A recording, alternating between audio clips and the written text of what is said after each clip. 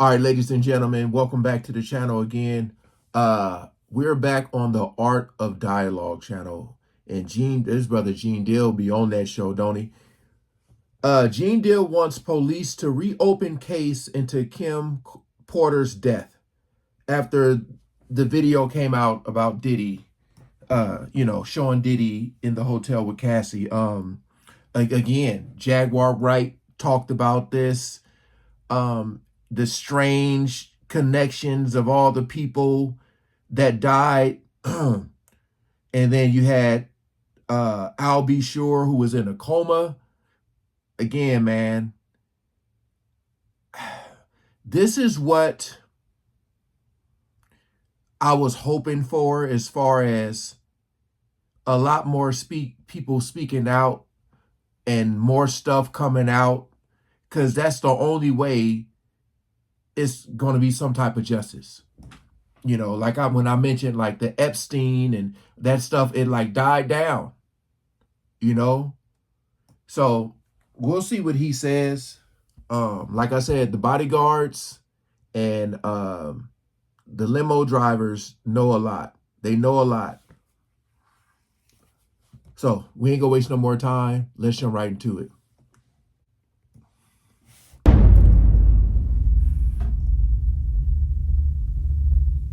After the video came out of Diddy attacking Cassie, you got a lot of people that feel like Diddy, he probably has something to do with Kim Porter death, and they want the police to reopen her case. How you feel about that? My man, I wish for the sake of Kim's family, because bruh, if you know what I know, he put Kim in a gold casket, then has security, 24-hour security at the funeral home, so nobody would go in there and touch the casket or take Kim out of there.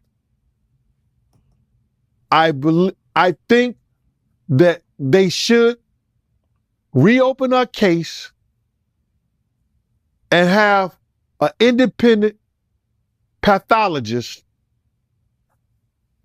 look at everything about her so she can rest in peace.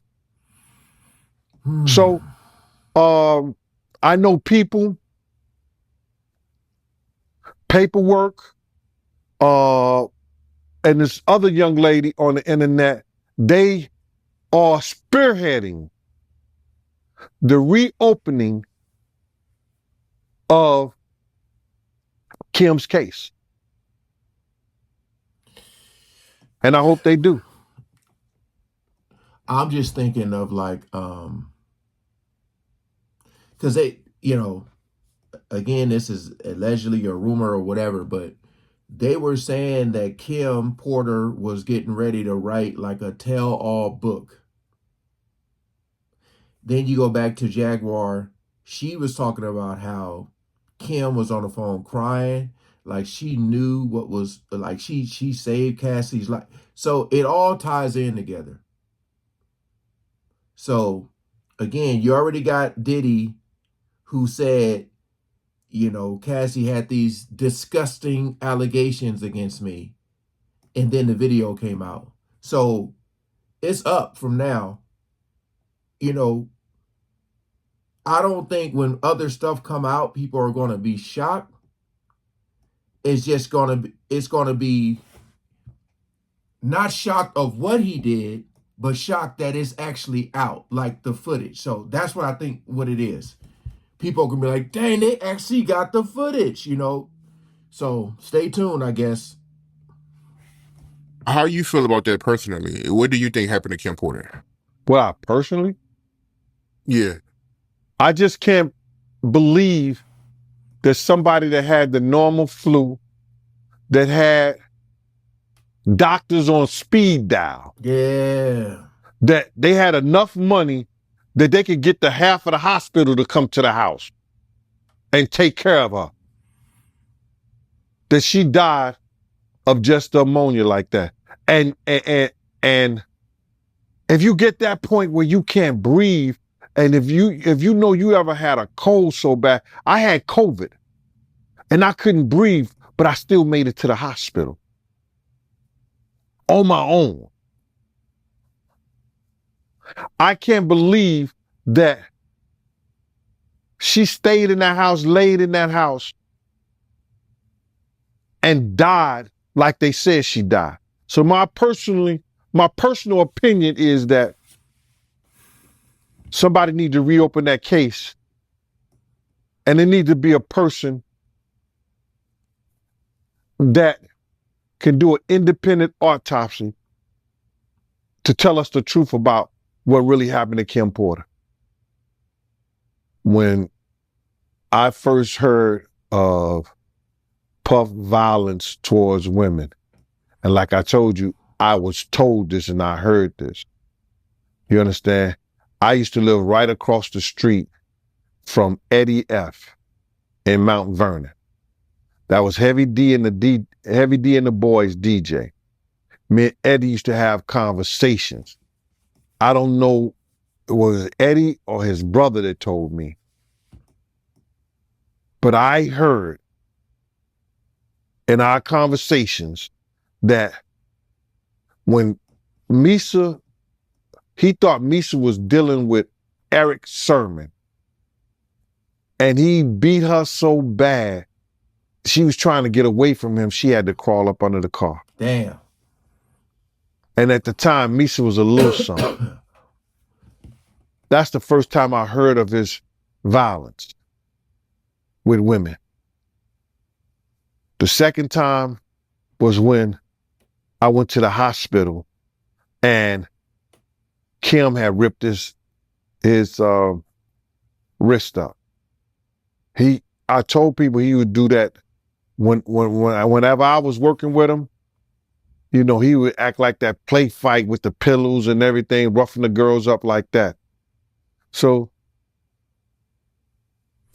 if I didn't see nothing like, well, I wouldn't see it because they'd be in the room. But if she don't run out screaming and hollering, or I don't hear no help, ain't nothing I could do about it. But if she come out and she's in distress and he's trying to do something, I'm going to do something about it. Ain't no ifs, ands, and buts about it. Because you're not taking my pension away. You're not, because, you know what I do for a living. You're not putting me in a situation where I got to explain to a tribunal of what went down and what happened and why I let it happen. Nah, we're not doing that. Yeah, so that was another thing too, I know a lot of people be questioning him because he was so close.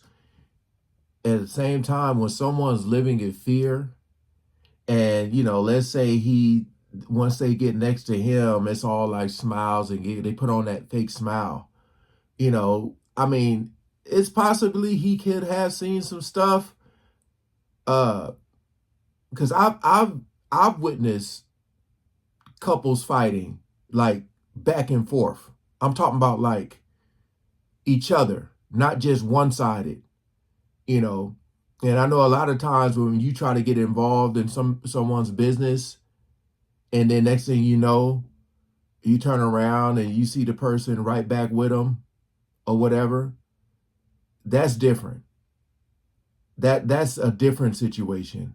When it's one-sided, when a person can't get away but is trying to, versus someone who doesn't want to leave, it's crazy.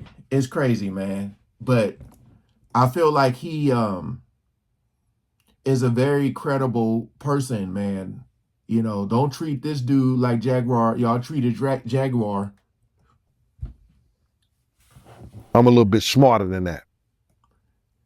So if you heard about something happening to Kim, it probably wasn't my days working, or some of the other bodyguards was telling me or told me. But it all comes back, bro, to where we at right now. Everything that I've said, that I've heard, that I've displayed to people has came to pass. I say it again. The devil has a plot. God got a plan.